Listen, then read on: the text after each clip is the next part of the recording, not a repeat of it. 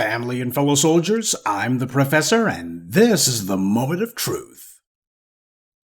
You know, it just goes to show that the eyes truly are the windows to the soul, and what you allow in, that infects your brain. But the white media, of course, as Dr. John Henry Clark explained, is out to control image, because if they can control what you see, they can control how you see yourself.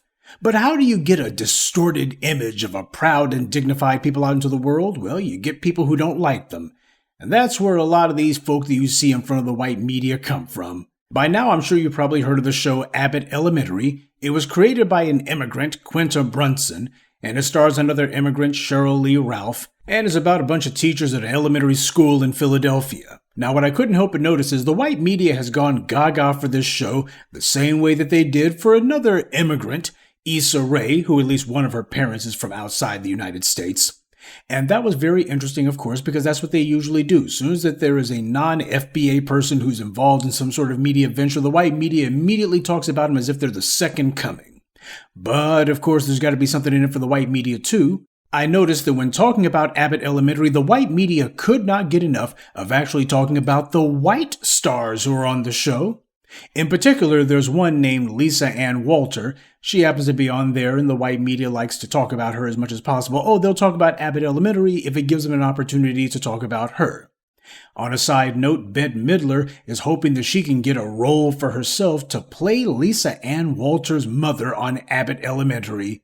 Needless to say, the white media is already applauding this idea. Bette Midler, who has done more than her part to help reinforce the white media's narratives regarding black people. Oh, she does it on the sly, so I guess she figures people don't notice. But we notice. But this is how the white media plays things. Oh yeah, you got this black show created by immigrants. But the white media is most infatuated with the white members of the cast. Who could have seen that one coming? Now, the interesting thing to me is Quinta Brunson, Cheryl Lee Ralph, they're both immigrants. They love to talk about their immigrant parents and their kinfolks back in the old country. Now, I don't have a problem with someone acknowledging their immigrant background, especially when their parents were fresh off the boat. In fact, I think more of them should go ahead and own up to that, but they talk about it as if these are the wisest people on earth, and somehow this gives them some sort of exceptional background, when the truth of the matter is exceptionalism would have elevated the countries that they left. Exceptionalism creates greatness wherever you are. It doesn't go somewhere else.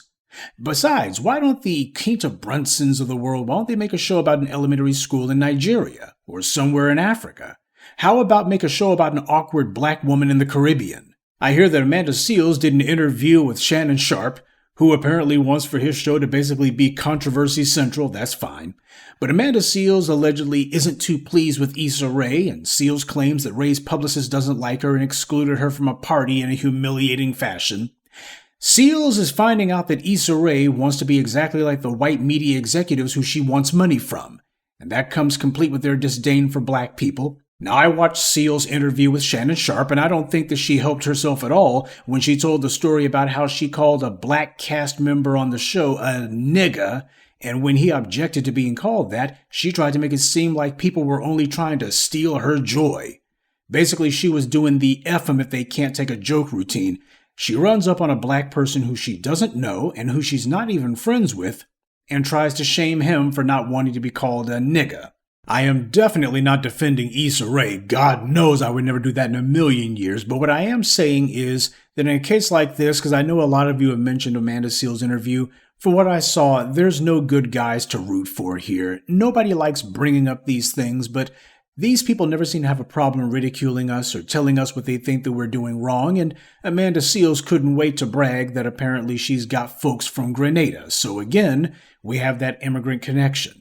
So my question is, why not make a show about an awkward black woman from Africa or the Caribbean? Make a show about a black woman who's trying to get a date in Grenada. And when the Issa Raes or the Amanda Seales or the Quinta Brunsons do make these kind of shows, I hope that they'll make certain to show all of these African or men from the Caribbean as being just the bottom of the barrel, the same way that Issa Rae has done with black American men in her show. See, this is the entire issue. People who get a platform and then use that platform to lampoon or otherwise ridicule or otherwise take away from the dignity of black Americans. And these are individuals who apparently get in their feelings when somebody says, hey, that's not cool. Again, this is not about denigrating people who come from immigrant backgrounds. What it's about is people need to understand who it was that they ran to and for what reason. At some point, they're going to have to come to terms with that. If they don't, then they'll be living a lie. Or like Issa Rae and Amanda Seales, you'll have a battle of the tethers. By the way, I'm thinking about having a new segment called Tether Tuesday. I know it's a rotten idea, it's just a trial balloon. But the tethers aren't the only ones who try to make a quick buck off of distorting our image.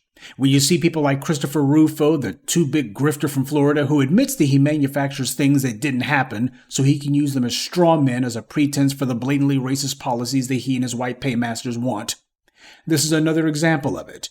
The MO of people like this is as predictable as it is pathetic. Find some issue, topic, even TV show or movie, and then claim that they are trying to put black people in it, or are calling it racist, etc., when in truth, nobody did that, they're just saying it.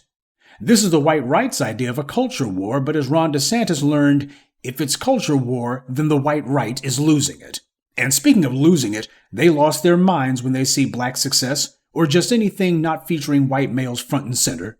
See, this is where the whole piece about Abbott Elementary and the white media's alleged infatuation with it comes from.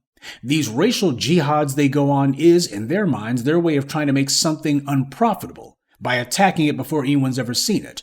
But if you put on something that they like to see, they're going to talk about you as if you invented the wheel. But at the end of the day, people who do not show respect for those who help them get where they are, why do you think they would show respect for anybody else? Amanda Seales may be angry about how she feels she was treated, obliquely, by Issa Rae, but the truth of the matter happens to be she jumped into that one with her eyes wide open.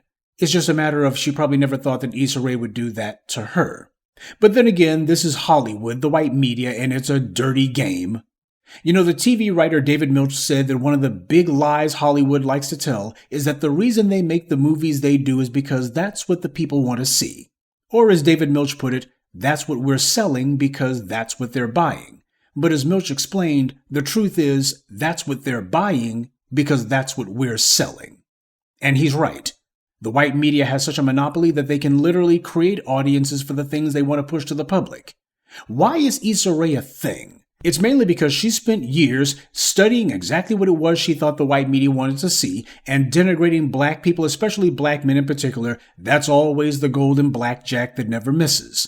So Issa Rae, as she herself admitted in a number of interviews, she started putting together her little webcam series, her little internet-based shows, and she began floating these trial balloons until she hopefully found something that would get some white media executives' attention.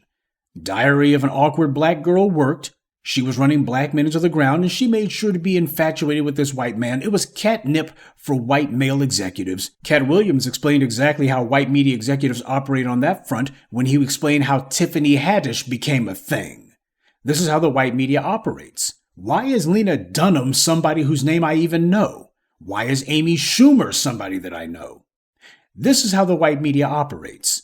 So when you see Abbott Elementary getting all of this attention, just understand, this is something the white media wants out there. And the people behind the scenes, they'll be at each other's throats soon enough because at the end of the day, these people were not here because they wanted to build something. Ultimately, what they were looking to do was to promote themselves at our expense. They never seem to learn this is why the white media has a strict one Negro at a time policy, or as Amanda Seales might put it, one nigga at a time policy. It's to make sure that when they found their little pet Negro who they're going to elevate, all the rest of you little Negroes better learn to take some abuse, and you better do it with a smile, or at the very least without complaint, because after all, once you got Issa Rae who's been raised up, don't think there's going to be an equal place for Amanda Seales. It's one Negro at a time. And no matter how big they may seem today, the white media has no permanent plans for them. If they could break Oprah Winfrey's little would-be queendom, they can do it to anyone, and they will because it's one of their favorite guilty pleasures, breaking black folks down. The white media gets weaponized against us every chance they get, and the people you see in front of those cameras usually have contempt for us. That's the reason why I'm not going to be doing any sort of full briefing at all about Amanda Seales' interview with Shannon Sharpe because it just don't matter. That's why I started off with Abbott Elementary. When you look at this, we see the same thing over and over again. But if you want to change what it is that we're seeing, you can start by taking your eyes off of what the white media wants you to see. Good day, and be one. I'd like to take a moment to mention some of our contributors. D. Tubman, Kenneth Prescia, Stephen 12, Kenny White, and Johnny Martin. Salute to them and thank you to everyone for listening, liking, and sharing this message. Black empowerment only exists because of you.